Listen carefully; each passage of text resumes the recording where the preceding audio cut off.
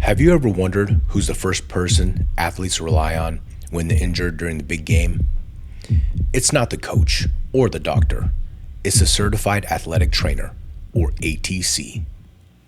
Hey squad, I'm JJ, and today we're diving into the world of these behind-the-scene heroes. A little fun fact, this video started as a school assignment. But the more I learned, the more I realized how incredible these professionals are, and I had to share it with you.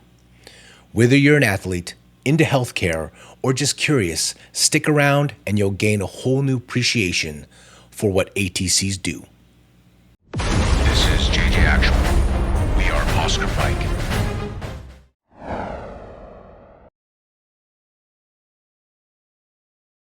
The roots of athletic training go back to ancient Greece, where physical trainers helped Olympic athletes prepare for competition. In the US, the field grew as sports became more organized in the early 20th century.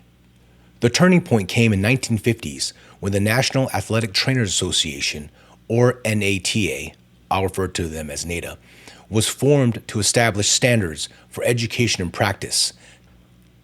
Today, certified athletic trainers are recognized as licensed healthcare providers in almost every state.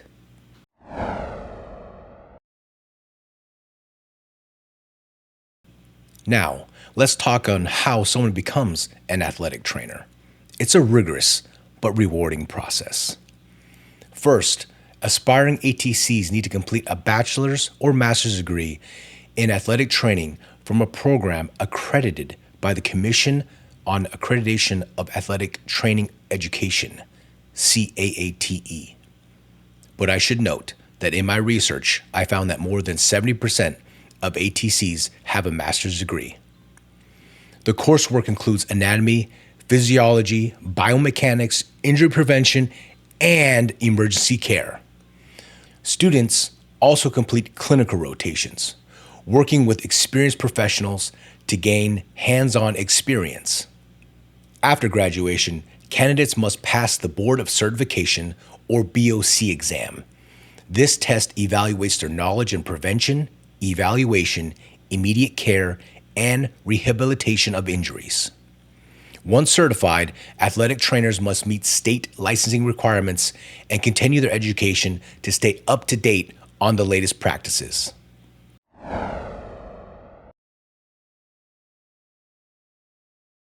Athletic trainers are often confused with physical therapists or strength coaches, but they are quite different. Let me explain. Certified athletic trainers focus on injury prevention, diagnosis, and immediate care for athletes.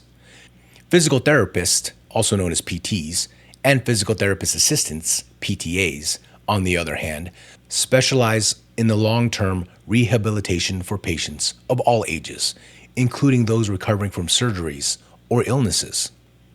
Meanwhile, certified strength and conditioning specialists, CSCSs, are fitness experts who focus on improving athletic performance like strength, speed, agility. Unlike ATCs, they don't treat injuries directly.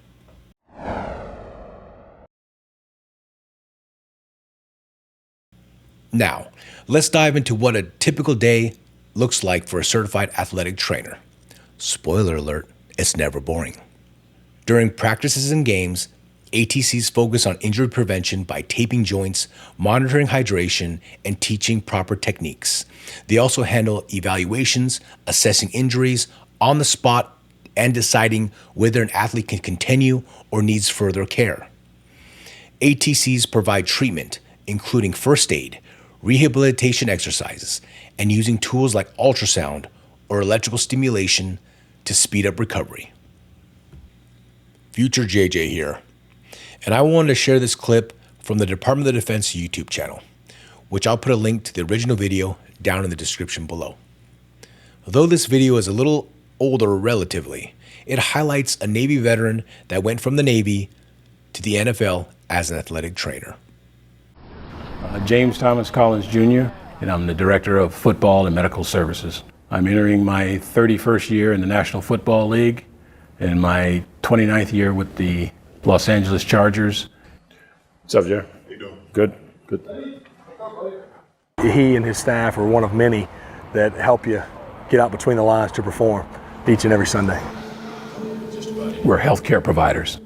And so healthcare providers are usually, I would say, compassionate people because they care about people in general. And even though we're working in athletics, we're still compassionate about the athlete. What percentage do you think you're pulling at right now, strength-wise? I grew up in a little small town, probably 20 minutes south, I think, of Annapolis. And we thought everything was normal. We had what we had. I guess as I got older, I was trying to figure out what I wanted to do in life. I left college and joined the Navy. Hospital Corps School was here in San Diego. After 2 years, I put in for aviation physiology. If you watched Top Gun, the scene where they go inside the chamber, they do all that stuff, that's what I was teaching. Deep down inside, I wanted to really get into athletic training, but I just didn't know how. So I applied for San Diego State. The full video is just shy of 2.5 minutes, but it's worth watching.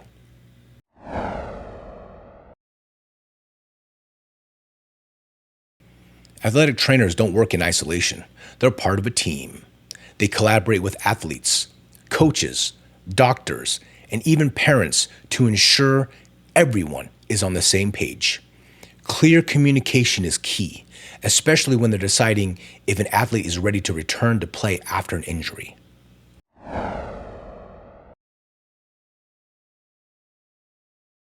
Like any profession, athletic training has its challenges.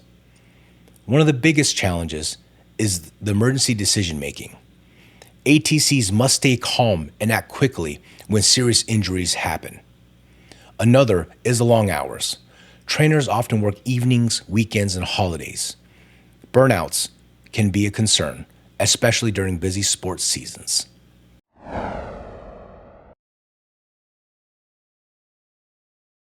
But the rewards, they're what make it all worthwhile.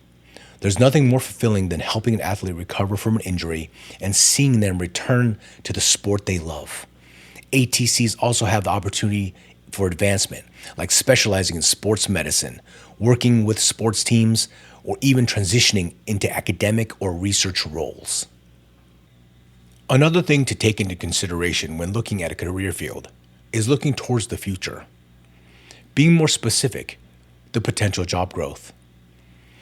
According to the U.S. Bureau of Labor Statistics, the outlook for an athletic trainer from 2023 to 2033 is 13%, which is considered much faster than average.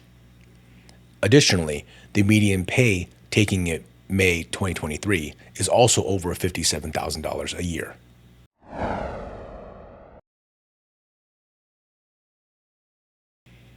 Why consider a career in athletic training? An Insight blog post from Cedarville University gave 8 top reasons on athletic training as a career choice. Some or all of these may apply to you. If you love sports, want to make a difference, like solving problems, like building relationships, like variety when it comes to your work, likes to learn, likes to work as a team, and you like the winning feeling. Basically, in essence, if you're passionate about sports, enjoy helping others, and want to make a real difference, this field is perfect for you. ATCs aren't just healthcare providers, they're mentors, educators, and advocates for athlete health. If that inspires you, maybe it's time to explore the journey for yourself. Thanks for joining me today to learn more about certified athletic trainers. If you found this video helpful, and I've earned it, you know what to do. Thanks for watching, and we'll see you in the next one. JJ Actual, out.